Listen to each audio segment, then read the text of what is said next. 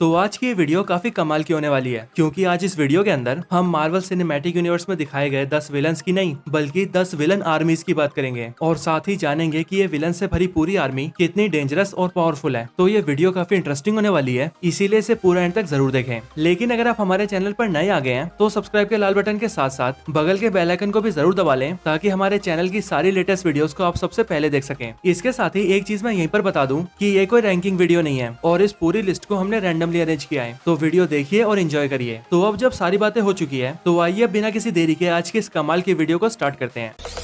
Zombie apocalypse.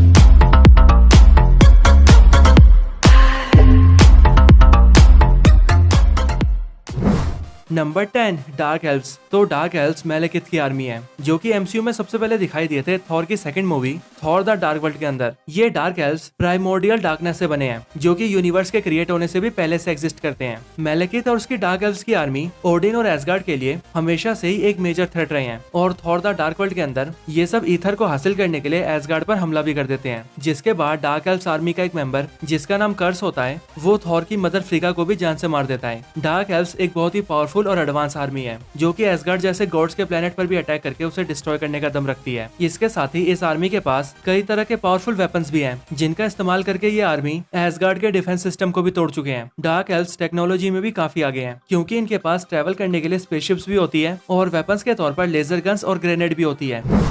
Number 9 बर्जर्कर्स। तो लगभग 1500 साल पहले ओडिन और हेला ने मिलकर 9 रियाम्स को कॉन्कर किया था और इन सभी 9 रियाम्स को कॉन्कर करने में एसगार्ड के एसगार्डियन वॉरियर्स ने इनका बहुत साथ दिया था। लेकिन ये सभी वॉरियर्स दो हिस्सों में बटे हुए थे, जिनमें से आधे वो वॉरियर्स थे जो ओडिन की बात मानते थे और आधे वो थे जो हेला की साइड थे और हेला के हर बुरे काम में उसका साथ देते थे। और क्योंकि हेला अपनी इस आर्मी के साथ मिलकर सिर्फ यूनिवर्स में डिस्ट्रक्शन करना चाहती थी, इसीलिए ओडिन ने हेला को रोकने के लिए उसे हेल के अंदर कैद कर दिया और उसकी आर्मी के वॉरियर्स को एसगार्ड के रॉयल पैलेस के अंदर गाड़ दिया। लेकिन फिर जब थॉर रैग्नारोक के अंदर हेला वापस आई तब उसने इटर्नल फ्लेम की हेल्प से अपनी बर्जर्कर आर्मी को फिर से जिंदा कर दिया और उन्हें नाम दिया army of the dead. Berserkers army के सभी वॉरियर्स एसगार्डियन वॉरियर्स ही थे, इसीलिए वो एसगार्डियन फाइटिंग टेक्निक्स में फाइट करना जानते थे और एसगार्ड के वेपन्स को चलाना भी जानते थे। थॉर रैग्नारोक मूवी के अंदर हेला अपनी इस आर्मी का काफी यूज करती है और ये बर्जर्कर आर्मी हेला के ऑर्डर्स पर वैल्करी, हेमडाल और यहाँ तक कि थॉर से भी फाइट करते हैं। Number 8 hydra. तो हाइड्रा एक सीक्रेट सोसाइटी ग्रुप है जिसका हमेशा से सिर्फ एक ही एम रहा है, पूरी दुनिया के ऊपर अपने डोमिनेंस को क्रिएट करना और वर्ल्ड को अपने तरीके से चलाना। लेकिन जब योहान स्मिथ यानी कि रेड स्कल हाइड्रा का हेड बनता है तब वो हाइड्रा को अपने फायदे के लिए यूज करता है और हाइड्रा की आर्मी का यूज करके वो इन्फिनिटी स्टोन्स का पता लगाने की कोशिश करता है। बात करें हाइड्रा की तो हाइड्रा की आर्मी के अंदर बहुत से trend military officers, brilliant scientist, doctors और कल्ट क्रिमिनल्स भी हैं जो कि दुनिया के ऊपर हाइड्रा के डोमिनेंस को क्रिएट करने के लिए काम करते हैं। एमसीयू के अंदर भी हमने ऐसा देखा है कि हाइड्रा हमेशा से ही शील्ड ऑर्गेनाइजेशन को खत्म करने की कोशिश करती है क्योंकि हाइड्रा को ऐसा लगता है कि शील्ड के रहते हुए वो अपने एम को कभी भी पूरा नहीं कर सकते। Number 7 Frost giants. तो फ्रॉस्ट जायंट्स जोटनहाइम पर रहने वाली ह्यूमनॉइड जायंट्स की एक पूरी रेस है जिन्हें जोटनहाइम का किंग लोफी रूल करता था। लोफी लोकी का बायोलॉजिकल फादर है, लेकिन लोफी के मरने के बाद लोकी को ओडिन ने पाला है। बात करें फ्रॉस्ट जायंट्स की तो ये फ्रॉस्ट जायंट आर्मी एमसीयू में सबसे पहले नजर आई थी थॉर की फर्स्ट मूवी के अंदर, जहाँ पर इस आर्मी ने सीधा एसगार्डियन वॉरियर्स का सामना किया था। फ्रॉस्ट जायंट्स की ये पूरी आर्मी इतनी कैपेबल है कि ये एक पॉइंट ऑफ टाइम तक यूनिवर्स की बड़ी से बड़ी आर्मी से भी लड़ सकती है। साथ ही इन फ्रॉस्ट जायंट्स के पास ऐसी कमाल की पावर्स भी हैं जिनसे ये किसी को भी बर्फ में जमा सकते हैं। एमसीयू की हिस्ट्री के अंदर भी इस फ्रॉस्ट जायंट आर्मी ने सालों पहले अर्थ को कॉन्कर करने की भी कोशिश की थी, लेकिन ओडिन ने अपनी एसगार्डियन आर्मी के साथ फ्रॉस्ट जायंट्स को हरा दिया था और उन्हें अर्थ को कॉन्कर करने से रोक दिया था।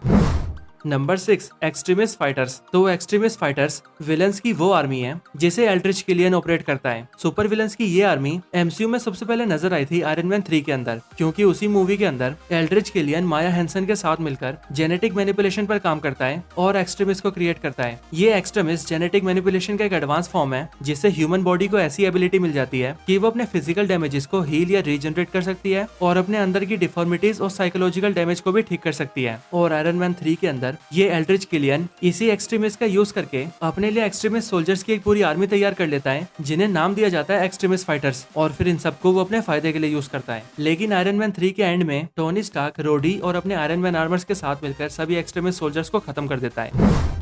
Number 5 Ultron sentries. तो Avengers age of Ultron movie का मेन विलन अल्ट्रॉन मार्वल के सबसे आइकॉनिक विलन्स में से एक रहा है। अल्ट्रॉन एक आर्टिफिशियल इंटेलिजेंस प्रोग्राम है जिसे टोनी स्टार्क और ब्रूस बैनर क्रिएट करते हैं। अल्ट्रॉन को सिर्फ इसीलिए क्रिएट किया जाता है ताकि अल्ट्रॉन की हेल्प से दुनिया को बाहरी खतरों से प्रोटेक्ट किया जा सके। लेकिन जब अल्ट्रॉन क्रिएट होता है तब वो इंसानों को ही दुनिया के लिए खतरा समझ लेता है और उन्हें मिटाने के लिए अपने लिए एक पूरी आर्मी तैयार कर लेता है जिसे नाम दिया जाता है अल्ट्रॉन सेंट्रीज। ये अल्ट्रॉन सेंट्रीज एडवांस रोबोट्स की आर्मी है जिन्हें अल्ट्रॉन मॉडिफाई करके काफी पावरफुल बना देता है। इसके साथ ही इन रोबोट्स की आर्मी की सबसे खास बात ये है कि ये सारे ही रोबोट्स अल्ट्रॉन से कनेक्टेड होते हैं, इसीलिए अल्ट्रॉन इन्हें अपने माइंड से कंट्रोल कर पाता है। बात करें इन रोबोट्स की एबिलिटीज की तो ये अल्ट्रॉन सेंट्रीज फ्लाई कर सकते हैं, प्लाज्मा कैनन फायर कर सकते हैं और हैंड टू हैंड में कॉम्बैट भी लड़ सकते हैं।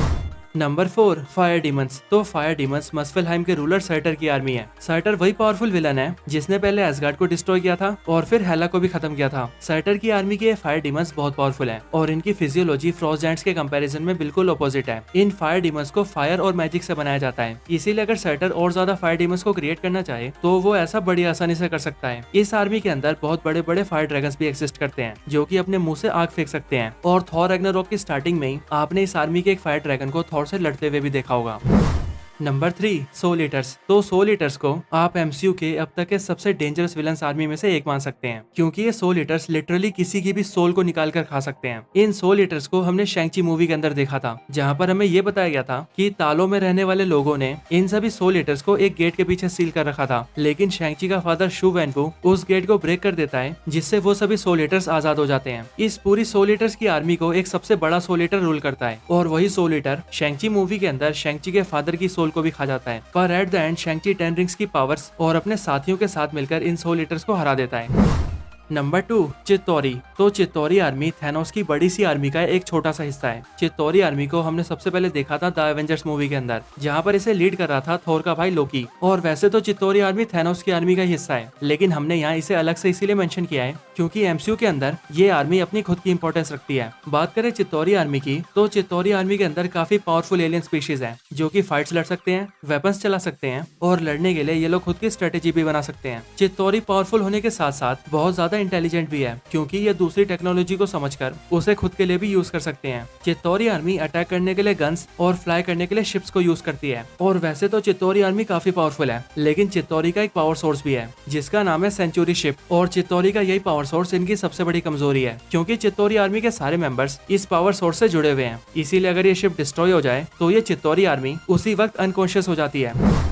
Number 1 Thanos army. तो मार्वल सिनेमैटिक यूनिवर्स के अंदर मैड टाइटन थैनोस की आर्मी पूरे यूनिवर्स की सबसे बड़ी और पावरफुल आर्मी है। थैनोस की आर्मी कई सारी आर्मी से मिलकर बनी है जो कि है चित्तौरी, आउटराइडर्स, लेथवियंस और ब्लैक ऑर्डर। और इनमें से चित्तौरी और लेथवियंस को हमने सबसे पहले द एवेंजर्स में देखा था और आउटराइडर्स और ब्लैक ऑर्डर को इन्फिनिटी वॉर में। थैनोस खुद इस बड़ी आर्मी को लीड करता है और अपनी आर्मी के साथ मिलकर दूसरे प्लेनेट्स पर जाकर वहाँ की आधी पॉपुलेशन को जान से मार देता है। थैनोस की आर्मी के अंदर एक बहुत बड़ा स्पेसशिप भी है जो कि इतना बड़ा है कि वो थैनोस की पूरी आर्मी को अपने अंदर आराम से स्टोर कर सकता है। इसके साथ ही थैनोस अपने स्पेसशिप को बैटल के दौरान भी यूज करता है। और एवेंजर्स एंड गेम के अंदर भी हमने देखा था कि जब वांडा थैनोस पर भारी पड़ने लगी थी तब थैनोस अपने स्पेसशिप से ही मिसाइल ब्लास्ट करवाता है।